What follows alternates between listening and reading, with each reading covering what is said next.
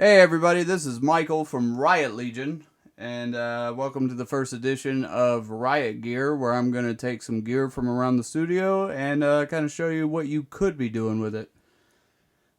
Today we got the Akai MPX8. Really cool sampler. It allows for an SD card, so you can throw any samples that you want on there. It's got MIDI in, MIDI out. It can be USB powered. If you know what you're doing, you could probably pull off a whole power noise show or something with just this one unit. First I'll show you what the internal samples sound like, and then I will show you what my samples sound like. What we have here is the initial bank. When you start up the unit, it's got its own internal banks that you can use. And it comes with some pretty standard sounds, some 909 sounds, some 808 sounds, sirens, kind of cheeseball stuff if you ask me, but it could be useful for certain situations.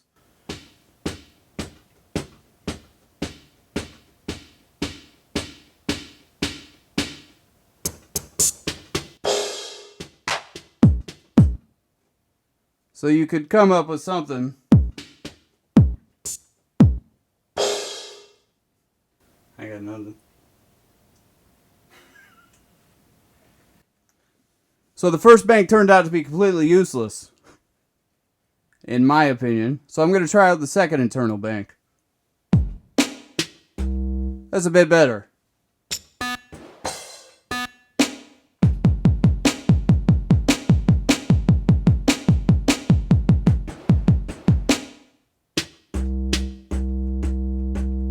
Again, you can see how these type of sounds might be a little lacking for what you want to do. So I'll show you the sounds that I put in. It does take a moment to load the waves that you have put on there, but that makes sense. You might want 2 units if you're doing a live set on stage, so you could be loading one while you're doing the other, but you probably got more gear than this, right? So now you can hear the type of sounds that I would add. That is simply a distorted kick that I made in some DAW software that I threw onto this. Threw on some distortion, a little bit of reverb, and you end up with a nice power noise sound.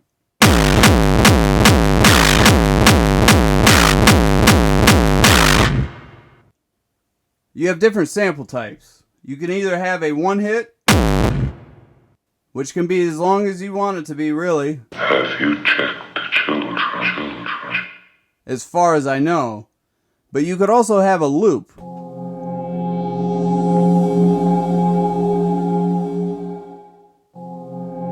So now that we've got that loop going, and we've got some samples, I think you're ready to make some power noise. Have you checked the children? Have you checked the children? Have you checked the children? Have you checked the children?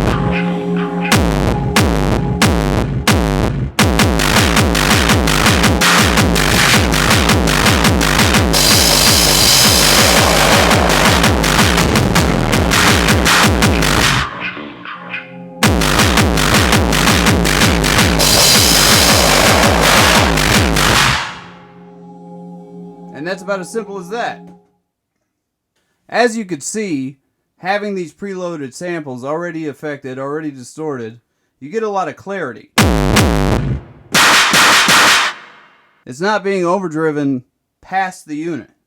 You're not adding any kind of saturation, anything like that. If you can see my levels, they're almost non-existent.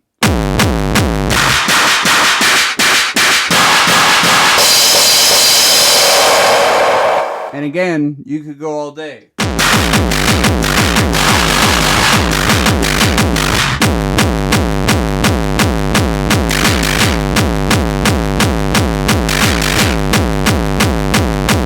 In fact, you could get pretty crazy with it.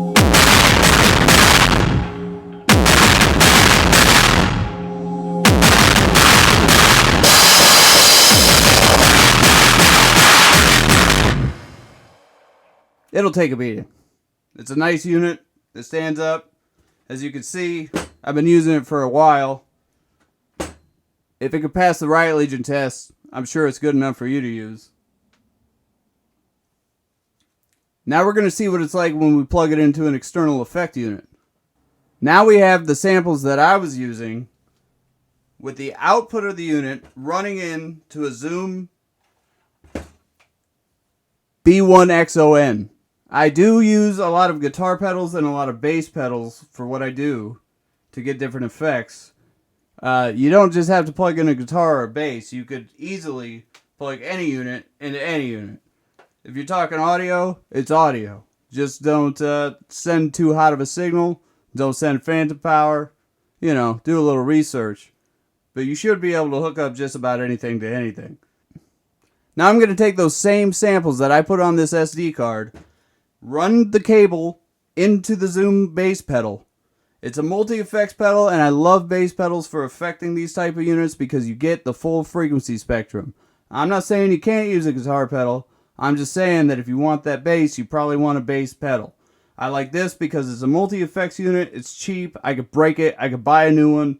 And the way that you set up the effects is very similar to any DAW program that you might be using. For instance, now we're running through several different effects.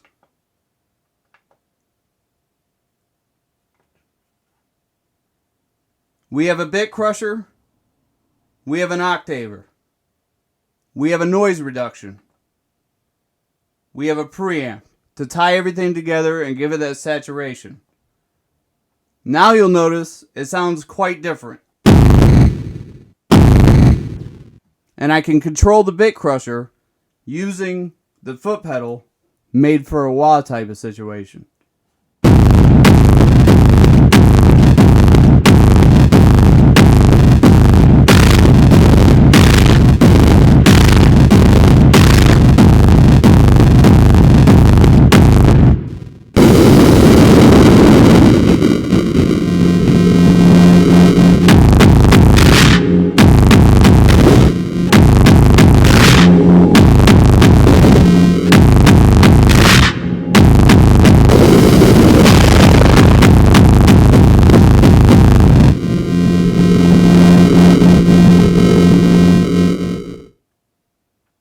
As you can see, it's quite a different sound, and that was one preset on the Zoom pedal.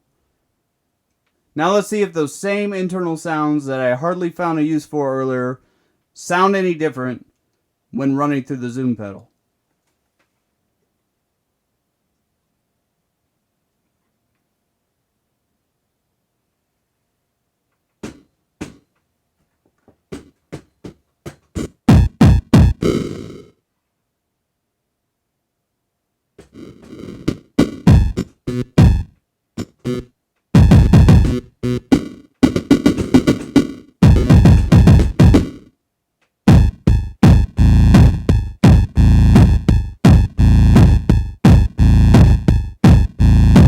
Much more useful.